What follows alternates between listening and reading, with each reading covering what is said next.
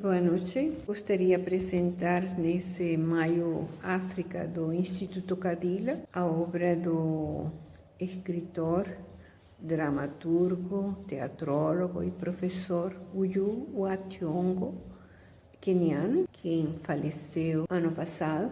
Tivemos a alegria de poder ler o seu livro Descolonizando a Mente, a política linguística na literatura africana, nesse mesmo ano. Eu queria primeiro destacar alguns pontos dessa literatura que nos parecem relevantes. Esse livro, ele apresenta uma reflexão crítica sobre as relações entre linguagem, literatura, colonialismo, resistência cultural na sociedade africana. Compreende um ensaio que tem como elemento central a identidade cultural dos povos da África e a memória coletiva dos povos, mas também encontra nessa língua um instrumento da dominação imperialista. E isto vai ser o ponto central desses debates que Ngugi realiza, porque ele vai estar interessado em produzir uma denúncia do imperialismo cultural como uma bomba cultural. Isto significa que essa bomba é capaz de produzir o apagamento das línguas africanas, das tradições orais, das referências históricas e culturais dos povos colonizados. Em contraposição, essas línguas africanas da oralidade e das práticas culturais locais têm fundamentos nessas línguas de uma praxis descolonizadora e libertadora. O livro é constituído por 4 ensaios, onde o autor discute a linguagem da literatura, o teatro e a ficção africana, articulando essas reflexões a necessidade de construir uma perspectiva libertadora, capaz de romper com o eurocentrismo presente na educação e na produção intelectual africana.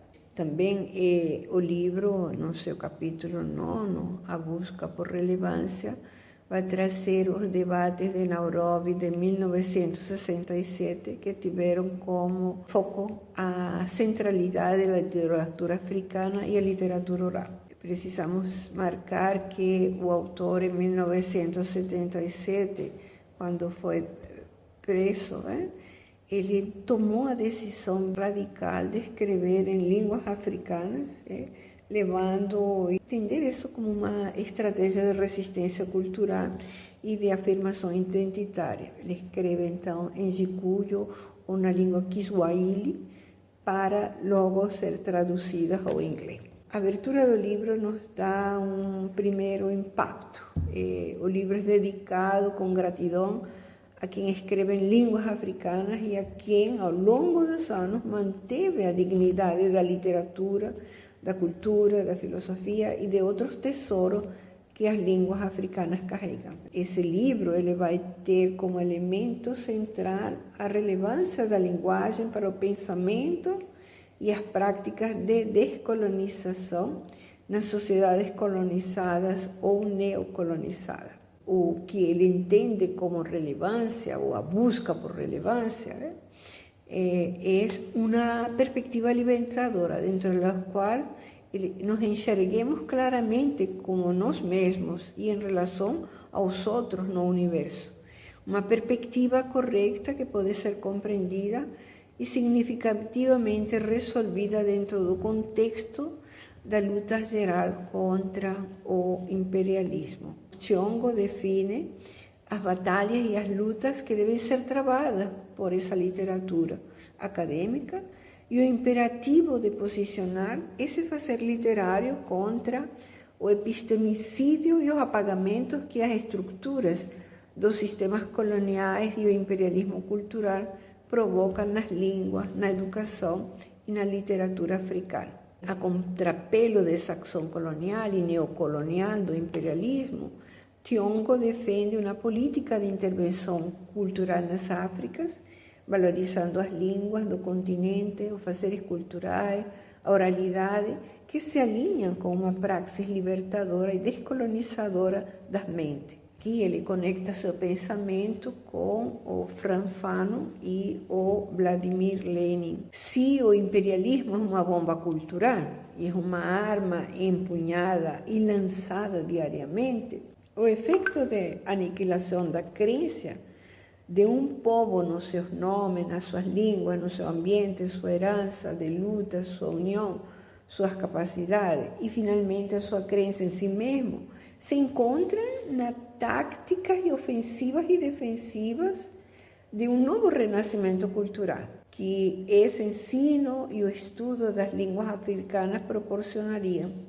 Isso permitiria forjar uma identidade cultural, pois a língua, enquanto cultura, é um banco de memória coletiva da experiência de um povo na história. A língua produz uma identidade cultural. Essas reflexões são intricadas entre linguagem e colonização e linguagem e descolonização, referidas então a uma crítica a isso que o Nascimento, o prefaciador do livro, chama o monolinguismo branco, imposto pelas línguas nacionais europeias. Assim, haveria que realizar, ou se realizaria, a defesa de um multilinguismo, que seria uma tecnologia singular de se fazer entender, de ir a lutar e de vencer. O autor está procurando identificar, ou nos identifica, quais são os espaços sociais e as tarefas para resistir e recuperar o controle sobre a própria história e o futuro, que permite que essas línguas não morram. O acto de escrever em uma língua africana perpetua esse nível cultural e rompe com o espírito neocolonial.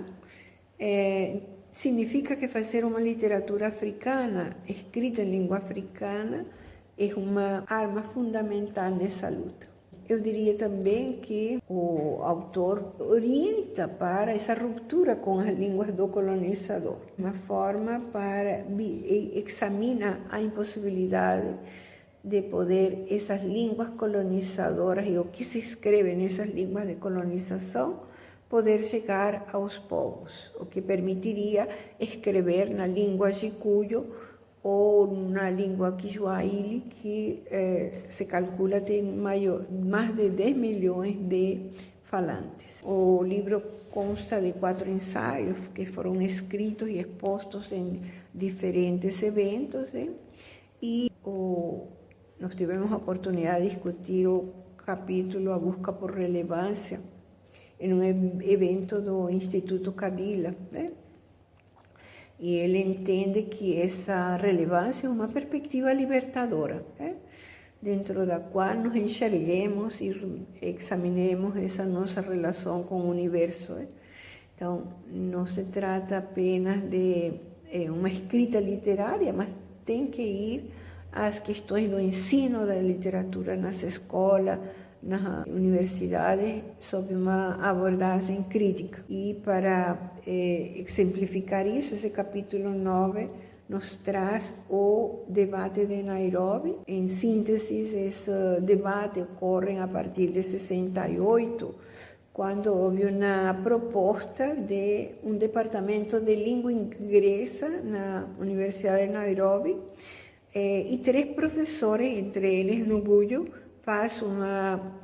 contesta essa proposição e entende que essa proposição era simplesmente uma proposição que reproduzia a tradição inglesa e visões dessa tradição inglesa como o aparecimento do Ocidente moderno como sendo as raízes da consciência e da herança cultural que os países da África deveriam estar portando, ou seja, veem a África como uma extensão do Ocidente. Ao contrário dessa posição, os que se opunham a essas ideias, eles defendem que a África deveria estar no centro, outras culturas em relação à África, evitar essa continuidade do mundo eurocêntrico, que teve inclusive continuidade após a independência. Ele vê essa literatura africana, uma literatura da diáspora africana, e todas as outras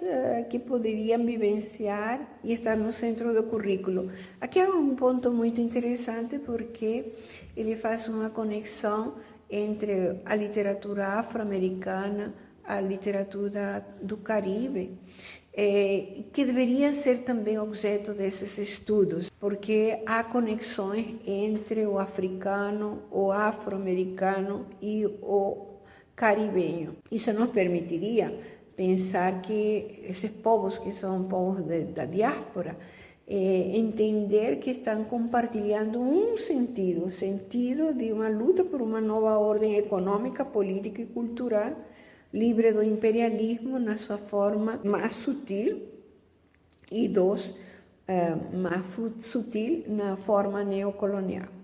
Então, eu diria que o livro Descolonizando a Mente escolheu lutar, e isso se encontra nos divisores das páginas dos ensaios.